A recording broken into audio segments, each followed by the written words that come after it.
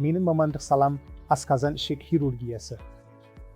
Мен асқазан-ішек патологияларының кең ауқымына ашық әдіспенде, минималды қолжетімділік әдісіменде операция жасаймын.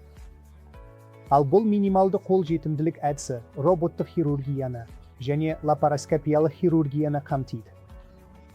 Біз өт қабытастары, геморрой, жарық, фистула, және тағы басқа сияқты асқазан-ішек жолдарының кең ауқымды қатерсіз мәселелерімен, сондай-ақ қатерлі мәселелерімен, мысалы асқазан рагы, тоқ ішек рагы, тік ішек рагы және тағы басқалармен айналысамыз. Мен өте қуаныштымын.